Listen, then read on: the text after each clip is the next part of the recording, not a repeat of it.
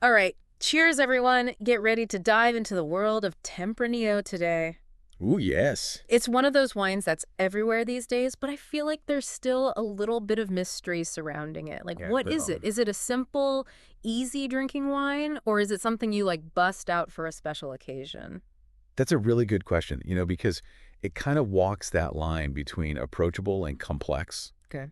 A lot of that has to do with, I think it's Spanish roots, Right? being the most widely planted grape in Spain. The way that it's made there is just as diverse as the country itself. I mean, are we talking like paella on the beach vibes, or are we talking sipping something fancy in a castle? Uh-huh. I love Yeah. that. Honestly, Tempranillo can pull off both. Okay. And, a big part of that versatility is just that it ripens earlier than other Spanish grapes. The Interesting. name actually means early. And Oh. so this early ripening gives it a head start on developing some really intense flavors. But it also means that it can be enjoyed young and fresh, or it can be aged for years and become even more complex. Wait, hold up, hold up, hold up. Yeah, So the same grape can be like a fruit-forward crowd pleaser A&D, like a cellar-worthy masterpiece. absolutely. Tell me everything. Let's break it down a little bit in terms of what you would actually experience when you take a sip. Okay. So young Tempranillo, you're going to get those like bright, juicy flavors, Hmm. cherries, plums, a hint of raspberry even. Yeah. But as it ages, those primary fruit notes, they start to evolve into something much richer and more nuanced. Ooh, like, give me the good All stuff. right, so imagine taking a sip and you get this whiff of leather, maybe some tobacco, even a touch of vanilla if it's been aged in oak.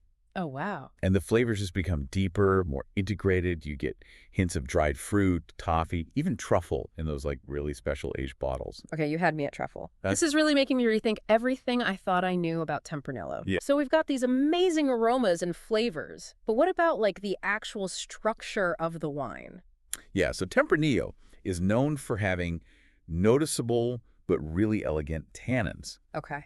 And so that means it has structure and body without being overly harsh or astringent. Gotcha. It's also got this beautiful natural acidity that keeps it feeling fresh and lively even after years of aging. Wow. And be prepared for a lingering finish. Ooh. That makes you want to savor every last drop. Okay, dangerous. A lingering finish. That's the best kind of dangerous. Exactly. But let's get real here for a second. Spain is a big place, right? Right. So where do we even start if we want to really start exploring the world of Tempranillo? Yeah, you're totally right. And you know what? I think for this deep dive, let's focus on two of the most iconic regions in Spain for Tempranillo, Right. Rioja and Ribera del Duero. Okay, I'm ready for this virtual wine tour. All right. Let's start with Rioja. Okay. What makes it so special? So Rioja is considered like the birthplace of fine Spanish wine, Wow. and it's where Tempranillo really truly shines. And its aging system is really what sets Rioja apart. Interesting. So you'll see terms like Crianza, Reserva, and Gran Reserva Yes. on the labels. Yes. And that's going to tell you how long the wine has been aged. So it's like a built-in guide to understanding how time is influencing the flavor. Precisely. Yeah. Yeah, so a Crianza, the youngest classification, will have spent a shorter time in oak barrels. Okay. So it will still have a lot of those vibrant, fruity characteristics. Gotcha. A Reserva, aged longer, will start to develop those secondary flavors like leather and spice. Oh, And yeah. a Gran Reserva, Yeah. well, that's where you'll find those incredible tertiary notes of truffle, tobacco, and dried fruit. A true testament to time and patience. Oh my gosh, talk about a crash course in Rioja. I'm adding some Gran Reservas to my shopping list like right now. You should. But you also mentioned Ribera del Duero. Yeah. What's the vibe there? What's going on? So if Rioja is like the elegant, sophisticated older sibling, Okay. Ribera del Duero is the bold, powerful younger one. Ooh, I like that analogy. Uh-huh. What makes those younger sibling wines so powerful? Ooh, I like that analogy. What makes those younger sibling wines so powerful? Well, it starts with the climate. Okay. Ribera del Duero is a bit higher in altitude than Rioja, and it has a more continental climate. Uh-huh. So think like scorching hot summers Oh, wow. and freezing cold winters. Ooh. It's a true test of a grape's resilience. Yeah, so only the strong survive, huh? Exactly. And these harsh conditions, they force the Tempranillo grapes, or Tinto Fino as they call it locally, to really dig deep, literally. This results in smaller berries, but with incredibly concentrated flavors. Okay, so I'm already getting a sense of these wines, like intense. Yes. Anything else that makes them different? The soil in Ribera del Duero is also a key player. Okay. You've got these ancient, rocky soils that are just like perfectly suited for Tempranillo. Wow. They drain really well, which is super important, Okay. and they impart this incredible minerality and depth to the wines. So we're talking bolder flavors, more structure, a touch of that like wild side. Absolutely. It's not to love. Exactly. Okay, but hold on. We keep talking about how Tempranillo is made in Spain, but what about the rest of the world? Yeah. Is anyone else making waves with this grape? You're right. Tempranillo is definitely not confined to Spain anymore. Yeah. It's been making its way around the globe, and some regions are producing some really, really exciting expressions. Spill the tea. Who should we be keeping an eye on? Well, if we're talking about up-and-coming regions, Argentina is definitely one to watch. Oh, okay. They've really embraced Tempranillo, particularly in the Mendoza region, Okay. and they're producing some really elegant, age-worthy wines. Mendoza. That's Malbec country, right? It is. But they've discovered that Tempranillo thrives in those high-altitude vineyards of Mendoza Uh-huh. with those sunny days and cool nights. So what we're saying is Tempranillo loves a good challenge. Yes. It's like the adventurous grape that's always up for exploring new terroirs. Love that way of putting it. Mhm. And it really speaks to the grape's versatility.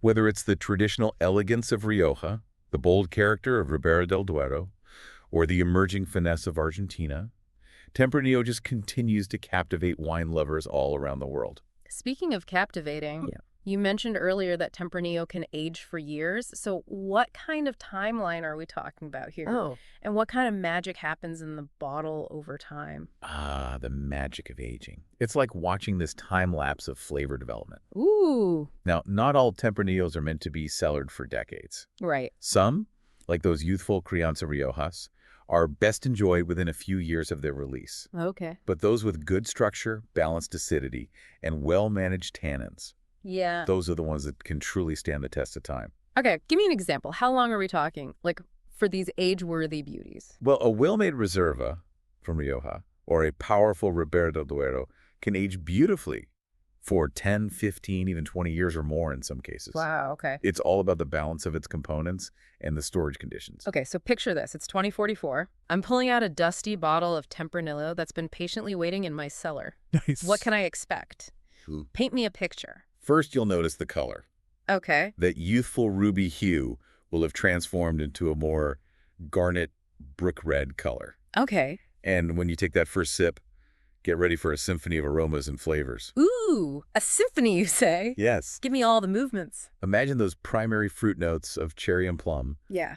evolving into dried fruit, think fig, prune, maybe even a hint of candied orange peel. Okay, my mouth is already watering. What else? You might also get those tertiary notes we talked about earlier. Yeah. Leather, tobacco, cedar, even a touch of forest floor, earthy, complex, utterly captivating. Wow. And the tannins will have softened, integrating with the wine, creating this velvety, smooth texture. It sounds like a completely different wine. It is in many ways. Yeah. It's like the wine has gone on its own journey of self-discovery, Oh. shedding its youthful exuberance and revealing its true, mature character. You are really making me want to start my own wine collection. You should. But before I run out and buy every bottle of Tempranillo I can find, are there any secrets to, like, aging wine properly? Because I can't just, like, stick it in a random cupboard, right? You're right. Proper storage is key. Okay. You want to keep your wine in a cool, dark place Okay. with consistent temperature and humidity. Yeah. A dedicated wine cellar is ideal, but even a cool, dark closet or basement can work if you're just starting out. Okay, noted. Consistent temperature, Yeah. check. Yeah. Darkness, double check. Anything else? And keep those bottles lying on their sides. Okay. This keeps the cork moist, Uh-huh. which prevents oxidation. Uh-huh. So that's why they're stored like that. Yes. I always wondered, Uh-huh. okay, this has been so enlightening, but I have to be honest, knowing my love for all things delicious, I'm probably not going to be able to resist opening a bottle of Tempranillo before it reaches, like, peak maturity.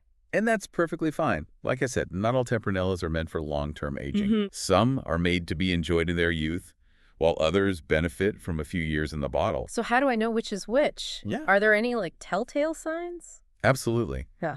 A good rule of thumb is to just look at the wine structure. Okay. If it's a lighter-bodied Tempranillo with fresh fruit and minimal tannins, Yeah. it's probably best to drink it sooner rather than later. Okay. But if it's a more full-bodied wine with pronounced tannins and a long finish. Yes. That has the potential to age really gracefully. Got it. Okay, lighter bodied. Enjoy now. Yep. Full-bodied cellar potential. Exactly. This is making me feel like a pro already. You're getting it. And don't forget, the beauty of wine is that there's no right or wrong answer. So true. It's all about personal preference and enjoying the journey. I love that philosophy.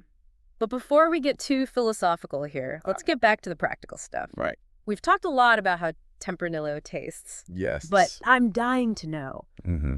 what pairs well with all of this deliciousness? Oh, yeah. I need some food pairings, stat. You've come to the right place. Yeah. Tempranillo is incredibly food-friendly. I had a feeling it just seems like one of those versatile grapes that can handle a lot of different flavors. Exactly.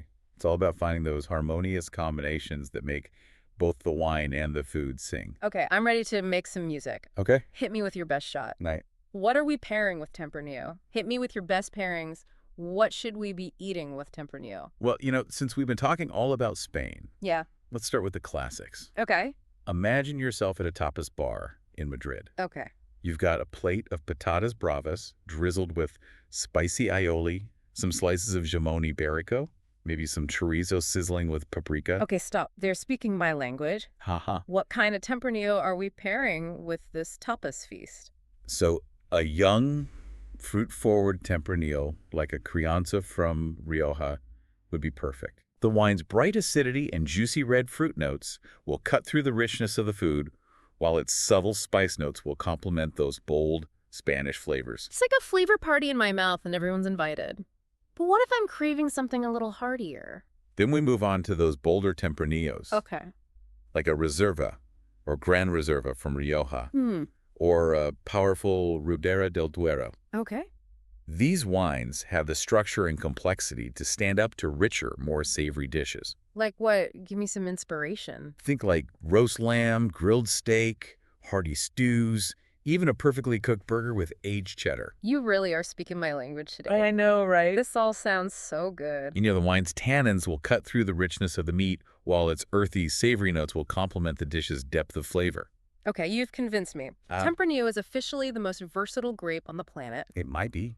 Are there any unexpected pairings that might surprise people? Ooh. Something a little outside the box. I think people often overlook Tempranillo as a pairing for spicy food. Really? But it can be a match made in heaven. Now this I've got to hear more about. Think about those bold flavors we talked about. The dark fruit, the leather, the spice. Yeah. They can actually stand up beautifully to a bit of heat. Okay, I'm intrigued. Give me an example. Okay, so Tempranillo can handle anything from like smoky chorizo and black bean chili to a flavorful Moroccan tagine. Wow. And don't even get me started on the magic of pairing it with a spicy lamb curry. Whoa. Okay, I never would have thought of that. That's amazing. Yeah. My mind is officially blown. Haha, I love it. And the key is to choose a Tempranillo with enough fruit and body to balance the heat. Okay. Look for wines with those ripe berry flavors, hints of spice, and well-integrated tannins. Yeah. And don't be afraid to experiment. That's part of the fun of food and wine pairing. What I love about Tempranillo is that it's not just a wine, it's an experience. Like, it transports you to Spain, it challenges your palate, it surprises you with its versatility. I couldn't agree more. It's a grape with a rich history, a vibrant personality, and endless possibilities. I'm feeling inspired to open a bottle tonight. Any final words of wisdom for our listeners as they embark on their own Tempranillo adventures? I think the most important thing is to drink what you enjoy. So true. But, don't be afraid to be adventurous, to try new styles, new regions, and yes, even new food pairings. Yes. You might just discover your new favorite wine. I love that. Well, there you have it, folks. Another deep dive conquered. We explored the captivating world of Tempranillo, from its Spanish roots to its global appeal. It's been fun. We've uncovered the secrets to its aging potential and unlocked the art of pairing it with, well, pretty much everything. Everything. Now it's your turn. Grab a bottle of Tempranillo, gather your friends, and experience the magic for yourself. Cheers to that. Until next time, happy sipping.